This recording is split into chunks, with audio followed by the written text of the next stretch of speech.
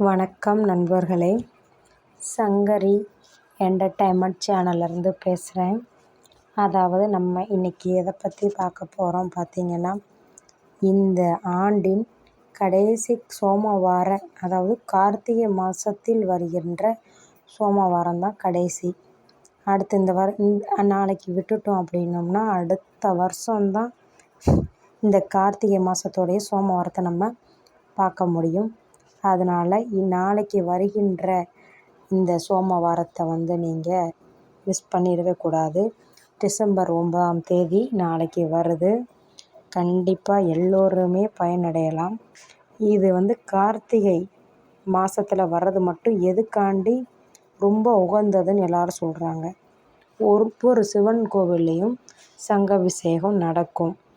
ஏன் மற்ற திங்கட்கிழமைகள்லாம் இந்த சோமவாரம் வரதான் செய்யுது, எதுக்கு அப்படி நடக்க மாட்டேங்குது அப்படின்னு கேட்டிங்கன்னா, அதுக்கு பார்வதி தேவி சிவபெருமானும், அதாவது சிவபெருமானுக்காண்டி பார்வதி தேவி விரதம் இருந்திருக்கிறாங்க. அதனால தான் இது கார்த்திகையில் வரக்கூடிய சோமவாரம் மிகவும் சிறப்பு வாய்ந்ததாக கருதப்படுது. இது சிவபெருமானுக்கு உகந்த விரதத்தில் கார்த்திகை விரதம், அதுவும் சோமவார விரதம் ரொம்ப ரொம்ப ரொம்ப ரொம்ப முக்கியமாக கருதப்படுதுங்க. யாரும் மிஸ் பண்ணி தவற விட்டுறாதீங்க. அதாவது இந்த சோமவாரத்தை விட்டால் அடுத்த கார்த்திகை சோமவாரத்துக்கு இன்னும் ஒரு வருஷம் நம்ம காத்திருக்கணும். அப்புறம் என்ன தனிச்சிறப்பு இந்த கார்த்திகை சோமவாரத்துக்குன்னு பார்த்தீங்க அப்படின்னா, சோமனும் சோமவாரமும் அப்படின்னா என்ன? சோமன் என்றாலும் திங்கள் என்றாலும் சந்திரனை குறிக்கிது. எதுக்கு அப்படின்னு பார்த்தா, சந்திரனுக்குரிய தினமாகியதான், சந்திரனுக்குரிய தினம்தான் இந்த திங்கட்கிழமை வரக்கூடிய சோமவாரம் என்று கூறப்படுவதும் உண்டு. சிவபெருமானுக்கு சோமநாதர் என்று பேரும் இருக்குது. அதனால் சிவனுக்கு மிகவும் முக்கியமான நாள். இந்த நாளில் அவசியம் சிவன் கோயிலுக்கு சென்று சிவபெருமானுக்கு வில்வர்ச்சனை செஞ்சு விரதம் இருந்தால் கேட்குற வரம் அனைத்தும் கிடைக்கும். எதனால் தனி சிறப்பு வாய்ந்தது இந்த சோமவாரம்னு கேட்டிங்கன்னா, கார்த்திகை சோமவார விரதத்தோட சிறப்பு, சிவபெருமானே பார்வதி தேவியிடம் கூறியது என்ன சொன்னாங்க அப்படின்னா, கார்த்திகை சோமவார விரதத்தை போன்று வேறு எந்த விரதமும் எனக்கு திருப்தி தராது அப்படின்னு அவங்களே சொல்லியிருக்காங்களாம். இந்த நாளில் சிவலிங்கத்துக்கு செய்யப்படுற வலம்புரி சங்காபிஷேகம் ரொம்ப ரொம்ப நல்லதுங்க. இந்த சங்காபிஷேகத்தை காண்பதால் மூலமாக வாழ்வில் நீங்கள் என்னமெல்லாம் இழந்தீங்களோ அதை எல்லாத்தையுமே பெற போகிறீங்கன்னு அர்த்தம். உங்களுக்கு அது சீக்கிரமாகவே நிறைவேறிடும். கண்கூடாக பார்க்கலாம்.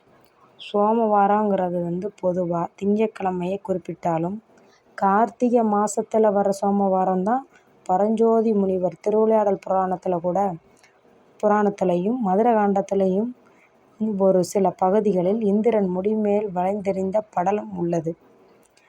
ஒரு சமயம் சேர சோழ பாண்டிய மூவேந்தர்களும் மழையின்றி நாடு ரொம்ப பஞ்சத்தில் இருந்துச்சான். மழையே பெய்யலையாம்.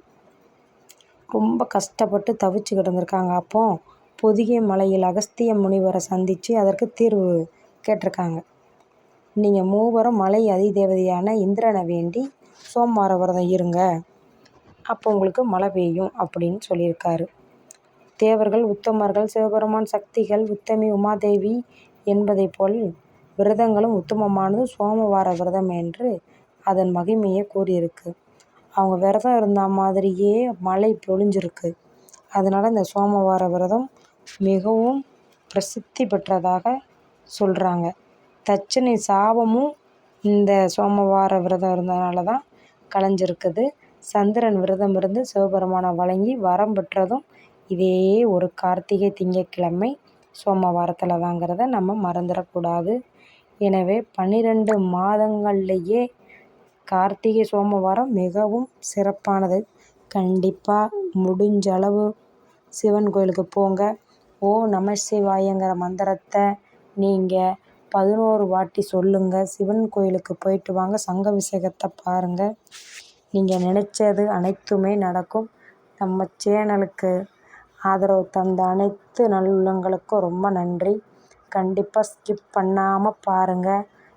லைக் போடுங்க. உங்களுக்கு பிடிச்சதுன்னா உங்களுக்கு தெரிஞ்சவங்க, ஃப்ரெண்ட்ஸ் எல்லாருக்குமே ஷேர் பண்ணுங்கள். கமெண்ட் பண்ணுங்கள். நம்ம சேனலை மறக்காமல் சப்ஸ்கிரைப் பண்ணிக்கோங்க. அப்போனா தான் நான் போடுகின்ற அடுத்தடுத்து நல்ல நல்ல பதிவு உங்களை வந்து சென்றடையும். இல்லைன்னா வராது. நீங்கள் அந்த ஆளுங்கிற பட்டனை கண்டிப்பாக அமுக்குங்க. சிவன் அருளால் எல்லோரும் எல்லா நன்மையும் வணங்கி நல்லதே நடக்கும்னு நான் நினைக்கிறேன். நீங்கள் இதை கேட்டு கண்டிப்பாக இந்த சோமவாரத்தை தவற விட்டுறாதீங்க. கண்டிப்பாக சிவன் கோயிலுக்கு போய் சங்க அபிஷேகத்தை பார்த்துட்டு ஓம் நம சிவாய மந்திரத்தை 11 வரை மறக்காமல் சொல்லுங்கள். வணக்கம்.